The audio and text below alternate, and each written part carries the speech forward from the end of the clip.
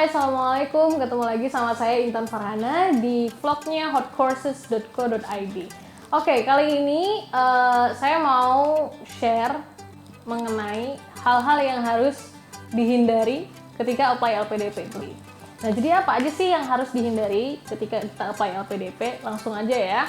Satu, ketika administrative test. Yang pertama adalah jangan copy essay orang lain.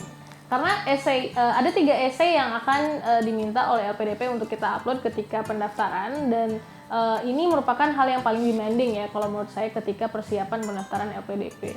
Jadi bagaimana kita menulis essay dengan baik dan benar dan juga bisa merepresentasikan diri kita yang sebaik-baiknya gitu ya. Nah, jadi jangan sampai kita mengcopy essay orang lain. Karena dengan kita mengcopy essay orang lain, nilai authenticity value yang kita punya itu akan menjadi punya orang lain, bukan punya kita. Pastikan essay yang kita punya itu adalah original dari yang kita tulis. Mencari ide dengan membaca essay orang lain tidak masalah. Namanya juga kita mencari inspirasi, ide apa saja sih yang seharusnya kita tulis di dalam essay. Bagaimana sih contoh essay yang baik dan benar? Tidak masalah, tapi isinya pastikan itu adalah punya kita. Pengalaman yang kita tulis di situ, kemudian prestasi itu pastikan itu punya kita sendiri. Oke? Nah, kemudian yang kedua adalah pastikan ya, jangan sampai ada dokumen yang ketinggalan ketika kita submit berkas-berkas. Jadi jangan sampai ada dokumen-dokumen seperti surat sehat, surat bebas narkoba, surat bebas TBC, kemudian surat rekomendasi, itu jangan sampai ada yang ketinggalan. Nah, kemudian yang kedua ada online assessment. Ini terbilang baru ya tesnya, karena ketika saya tes LPDP tahun kemarin di batch 4 2016 itu saya belum melewati online assessment ini. Ini online assessment ini adalah assessment baru yang dilakukan oleh LPDP mulai tahun ini. Nah, yang saya tahu adalah online assessment ini adalah dalam bentuk psychology test. Nah, apa yang harus dihindari? Ada 2. Yang pertama, karena ini online assessment, ya, pastikan jangan sampai koneksi internet kita itu lelet dan juga hidup mati. Itu harus dipastikan ya, jangan sampai koneksinya lelet atau hidup mati. Dan kemudian yang kedua, itu jangan jadi diri orang lain. Penting sekali kita menjadi diri kita sendiri dalam segenap proses aplikasi LPDP ini. Jadi jangan sampai kita menciplak kepribadian orang lain. Jadilah diri sendiri, percaya diri dengan kemampuan yang kita punya. Ya, karena LPDP ini merupakan lembaga yang sangat menitik beratkan integritas setiap awardee-nya. Jadi mereka ingin memastikan bahwa setiap apa yang dikatakan oleh awardee-nya adalah itulah yang dilakukannya. Jadi jangan sampai hal yang dilakukannya itu berbeda dengan apa yang diucapkannya. Oke. Itu untuk online assessment. Kemudian untuk substantive test. Substantive test ini ada 3 hal yang dites ya. Interview test, kemudian ada leaderless group discussion, dan kemudian ada essay on the spot. Di interview test, apa aja sih yang harus dihindari? Yang pertama adalah jangan over pede. Pede itu penting, over jangan. Jadi kita tuh harus pede dengan apa yang kita punya, dari segenap prestasi yang kita punya, kontribusi yang pernah kita lakukan, tapi jangan over. Jadi bagaimana kita mengkomunikasikan segala hal yang kita punya itu dengan humble, dengan sederhana, dengan merepresentasikan pribadi kita yang rendah hati, ya. Itu bagaimana kita berbicara, attitude kita di depan interviewer ya. Jadi jangan over pede. Kemudian jangan menciplak gaya jawaban orang lain. Nah, ini paling penting ya. Jadi benar-benar menjadi diri sendiri ya. Be original, be unique, punya authenticity value. Jadi ketika kita, sekarang kan banyak banget ya blog-blog yang menuliskan tips and trick, kemudian termasuk saya juga menuliskan beberapa tips and trick LPDP di blog saya. Tapi jangan sampai kita menciplak cara jawaban mereka. Itu mereka punya mereka, ya. Dan ini punya kita. Mencari inspirasi boleh, seperti tadi, mencari inspirasi boleh, tapi jangan menciplak punya orang lain. Itu bahaya sekali ya, plagiarism itu. Jadi jadilah diri sendiri. Selebihnya adalah mengenai attitude. Jangan terlihat arogan, jangan terlihat sombong, kemudian jangan memotong pembicaraan interviewer, kemudian ya lebih kepada attitude ya.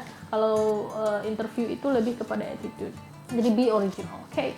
Kemudian ada leaderless group discussion. Nah, Apa sih yang harus dihindari ketika leaderless group discussion? Jangan mendominasi. Namanya juga leaderless group discussion ya, jadi tidak ada leader di grup itu. Jadi kita tidak boleh mendominasi diskusi itu. Boleh jadi pembuka diskusi, boleh jadi penutup diskusi, tapi dalam artian hanya menjadi pembuka saja. Jadi kita hanya mengawali diskusi, kemudian kita memberikan argumen kita, tapi tidak bertindak sebagai moderator, atau tidak bertindak sebagai leader yang mempersilahkan argumen orang lain dan sebagainya. Jadi kita hanya sebagai pembuka dan penutup saja. Sebagai penutup, kalau mau bertindak sebagai penutup, memberikan sedikit konklusi dari apa yang sudah dilakukan, yang sudah didiskusikan tadi, kemudian berikan argumen sendiri. Kalau ingin memberikan argumen sedikit, ya kemudian ditutup. Jadi kemudian juga di dalam leaderless group discussion ini, jangan sampai kita mengartikulasikan pendapat kita dengan sombong ya. Jadi artikulasikanlah pendapat kita dengan sopan. Jadi bagaimana kita menyetujui pendapat orang lain, bagaimana kita tidak menyetujui pendapat orang lain. Kemudian jangan terus-terusan kita aja yang ngomong, kita ingat juga ada orang lain di samping kita yang ingin mengutarakan pendapat. Karena di sini juga kita bermain dengan waktu. Jadi usahakan seluruh teman-teman di grup kita itu punya kesempatan ngomong. Jangan mendominasi. Oke. Nah, kemudian yang terakhir adalah essay on the spot. Ya. Di essay on the spot ini adalah ada satu hal yang paling penting untuk dihindari, adalah jangan kita meng-underestimate diri sendiri. Karena ketika essay on the spot ini adalah kita bersama diri kita sendiri. Kita hanya bersama pulpen dan juga bersama kertas dan juga bersama ide kita. Ya, diri kita, pulpen dan kertas. Jadi kita jangan meng-underestimate kemampuan diri kita ketika menulis, ketika di dalam itu. Jadi kita harus pede.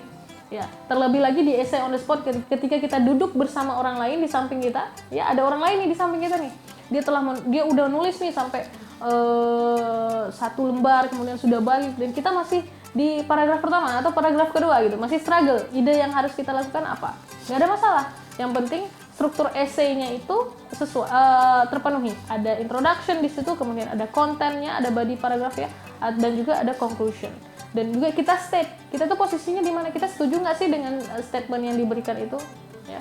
Atau kita punya pendapat yang lain. Nah, bagaimana kita menuliskan pendapat-pendapat kita dengan baik dan benar, ya, dengan tata bahasa yang baik dan benar. Jika kita apply ke luar negeri, kita tulis dalam bahasa Inggris. Jika kita apply ke dalam negeri, kita tulis dalam bahasa Indonesia. Nah, jadi jangan underestimate. Maksud saya jangan underestimate di sini adalah jangan sampai karena kita melihat orang lain sudah terlalu panjang, akhirnya kita ikut-ikutan panjang tapi kita tidak menguasai benar topik itu, akhirnya kita berbelit-belit. Tapi isinya nggak ada, itu hanya saja panjang saja, diulang-ulang aja kalimatnya. Itu bahaya. Jadi menurut saya tidak masalah essay itu tidak terlalu panjang, asalkan ada isinya sudah benar-benar sesuai dengan apa yang dipertanyakan, dengan apa yang diperintahkan kita untuk kita tulis gitu. Jadi sesuai. Jadi ada introduction, apa sih sebenarnya yang ingin kita tulis, ya. Introduction ya, pendahuluan, kemudian ada kontennya, pendapat kita dari segi hal-hal yang sesuai dengan pertanyaan, dan kemudian adalah conclusionnya. Kalau bisa berikan solusi. Jadi yang paling penting untuk dihindari adalah jangan sampai kita meng-underestimate bahwa kita ini salah. Essay kita ini salah karena pendek. Essay kita ini harusnya lebih panjang gara-gara melihat orang lain. Karena di essay on the spot itu juga menentukan, ya. Nah, itu aja sejauh ini tips and trick dari saya, hal-hal yang perlu di-avoid ketika apply LPDP. Okay, then good luck for your application to LPDP, and let's work hand in hand for better Indonesia, and see you on top. Bye. Assalamualaikum.